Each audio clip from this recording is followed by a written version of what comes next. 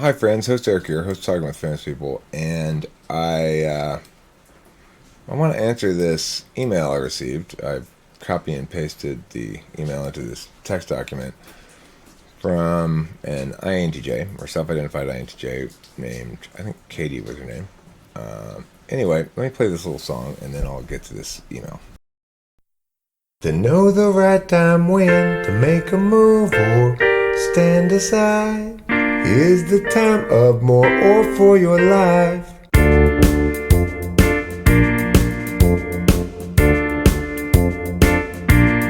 Time is the difference, not the distance. It's too slow counting things in seconds and inches.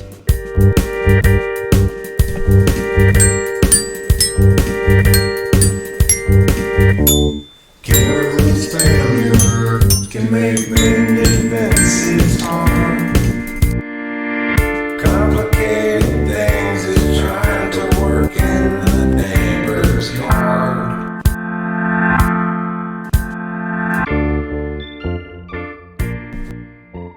Kim got that xylophone for the chicken, but I actually rather like it. It sounds good, and it's just a little toy, but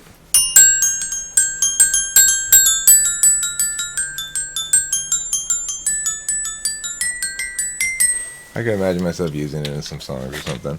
Obviously, I'm not a very good xylophone player, but you can figure something out with it. Okay, so let's look at this email. Number one, how does one keep a teenage ENTP from doing drugs? Number two, how does one help a teenage ENTP quit smoking? Number three, what kind of YouTube channel do you subscribe to? And number four, do you think I'm an auditory or visual INTJ? And then this great ending, I hope you answer me, goodbye, which I love. It's either FE polar or fantastic FE, one of the two, I'm not sure. So let's answer the first question first. How does one keep a teenage ENTP from doing drugs? This is an interesting question, a question that's near and dear to my heart. I would like to see ENTPs and ESTPs manage drugs more effectively in general. I think a lot of ENTPs end up destroying their lives through drugs. And I also think that the question is probably framed wrong. So one thing I talked about last night in the live stream is temporal bargaining, and I want to go over that a bit more, which is addiction issues are really issues related to temporal bargaining. And temporal bargaining is something we all have to do with things that we enjoy or indulge in. You might like to watch TV. You can't watch TV 24 hours a day. And if you really, really, really like to watch TV, then you need to sort of understand it as some kind of a reward. People have equivalent relationships with video games. If the video game starts to consume all of their time and they're neglecting other things that are worth attending to in some capacity, then they run the risk of prioritizing gratification over actual want. It's an important distinction to make. Everybody desires gratification as instantly as possible, but we all also understand that it's significant to delay gratification in order to get what you want longer term. That the desire for gratification often, but not always, conflicts with your longer term visions. So, talking to a teenage ENTP about doing drugs, my first suggestion would be talk to them in a reasonable and logical way about it.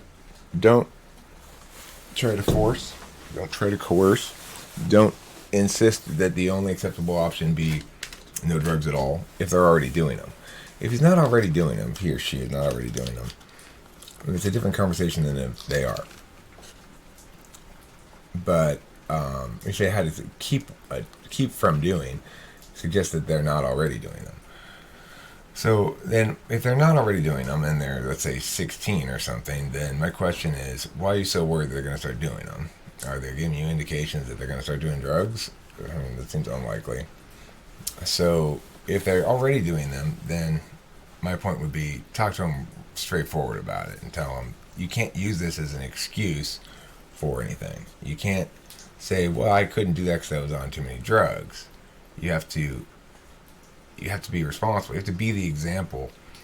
If you want to be able to continue to do drugs, you're going to have to do them responsibly, and you're going to have to also understand that public narratives about this are such that this conversation between you and me can't go out of this room where I'm telling you, look, I understand you're going to probably do some drugs and nothing I can do about it, and I may or may not like it, but what matters most is that you manage that behavior appropriately.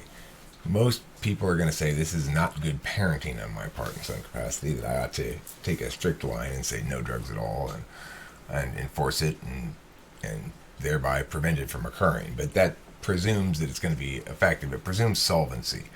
And there's no meaningful way to stop your kid from doing drugs without incarcerating them. And it's not good for them for you to insist that they be entirely drug free to be worthy of your love, affection, or general positive regard. How does one help a teenage ENTP quit smoking? That suggests he's already smoking, or she. ENTP smoke. I don't know why we do it. I mean, we smoke. You know, we're smokers. It creates and satisfies its own little need cycle.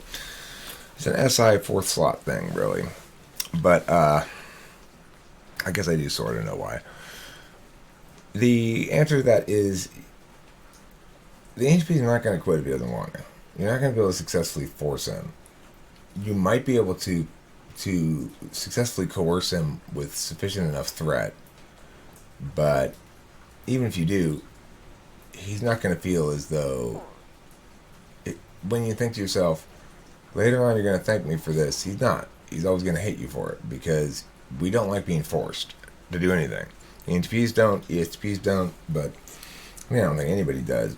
But hell no, we don't want to be forced to do shit. So, I would say if you really want him to quit smoking cigarettes, encourage him to vape. That's a good way to quit smoking cigarettes. I would also talk to him logically about it and say, look, here's the reality. This is a bad habit for you to begin because it's very expensive and it doesn't get you high, and it's an addiction. If you're going to have an addiction, at least use one that gets you high. This is just a money drain. And once you're addicted to nicotine, you more or less never go back. You're always subject to picking it right back up again and becoming a full-blast smoker. So, I would strongly encourage people not to start smoking cigarettes. At the same time, I don't really regret smoking cigarettes, and I don't have any great desire to stop or anything. They provide me... There's a lot of SI built into it, It's like, it's a habit. I like having these things between my fingers. It's a little thing I do. It's when asking the question, well, what now, which constantly is pushing action types, be they ENTP, ESTP, ESFP, or ENFP. This provides satisfaction of, okay, well, I'll do that. That'll give me a little, yeah. Do you think I'm an auditory... Oh, next one. What kind of YouTube channel are you subscribed to?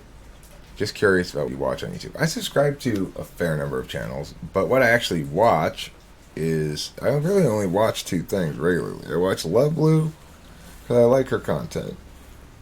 And I like her FE, the way her FE plays. And I like her approach to a video. She's got a clear approach, and it's usually interesting, edited. I like her content.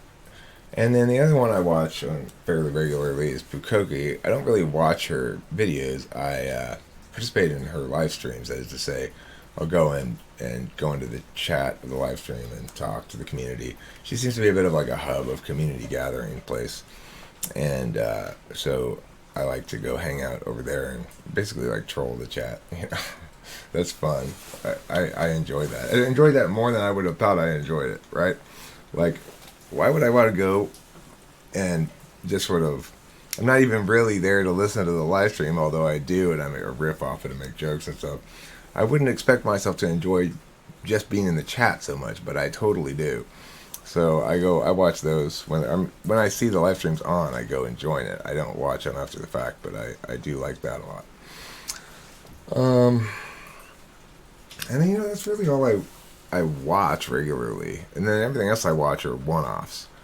I watched a really great video on TED videos today, which was called. I hope I still have it up. I think I might have closed that tab.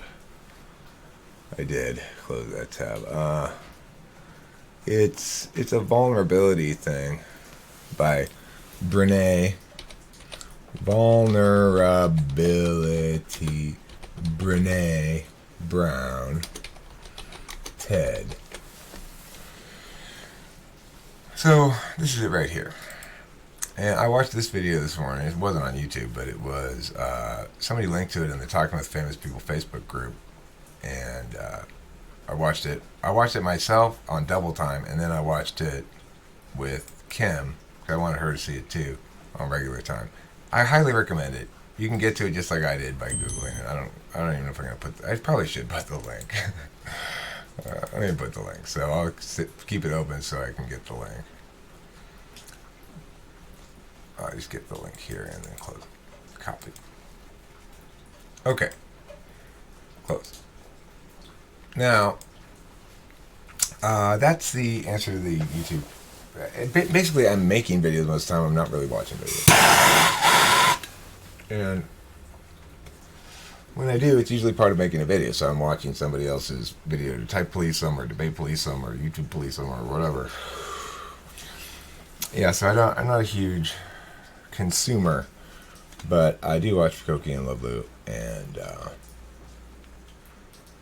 yeah, that's about it. And then a bunch of one-offs. Videos that I think get my attention because of their title or whatever. I watch them, but I don't subscribe to that channel or watch that content regularly usually. So that's about it for this. Oh yeah, do you think I'm an auditory and visual INTJ? Well, first of all, I have no idea. This is, as far as I know, this is the first communication we've had. You might have communicated with me before in comments or something, but I don't remember specifically who you are or anything. I would say that INTJs are more visual than INFJs or ENTPs, as a general rule, because while NI correlates with symbols, and TI and FE correlate specifically with symbolic language, like auditory spoken language. So people who are in TIFE, either in and TIFE, are going to be very language-based, word-based, and they sort of get inherently the cadences of language, because language, whether it's written or spoken, is fundamentally auditory. When you write a sentence, it's got a certain cadence to it because you can't ever escape the auditory roots and basic nature of language. In contrast, TE and FI is much more rooted in visuals. So if you think about TE as a perfect example of a TE time object is how to put together an IKEA piece of furniture. And or any other kind of piece of furniture, it'll come with a little diagram with a picture of, like, push this piece into that piece and use this screw that looks like this picture. It just makes the most sense, and that's where TE is rooted, is in the physicality of things. So TE and FI are going to correlate more with visuals in general, and TI and FE with auditories. INFJs, ENTPs are most likely going to be most effective at music and writing as media, whereas INTJs may be more effective at other media. Although certainly there's nothing precluding INTJs from being good auditory makers. Jeremy's very auditory, and he's an INTJ, and he's a musician and a music producer. Okay, so I mean, the point being there is the N's correlate with auditory, but the TE part is going to correlate with visuals. So INTJs, I think, can be either visual or auditory. INFJs and ENTPs are much more likely to be auditory. That's it. I did answer you. This is the answer. Goodbye, and don't forget to eat plenty of cheese. I'll play this little song again before we go, and then call it a video.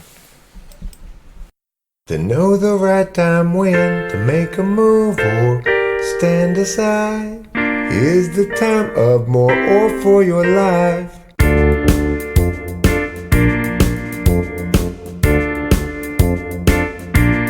Time is the difference, not the distance. It's too slow counting things in seconds and inches.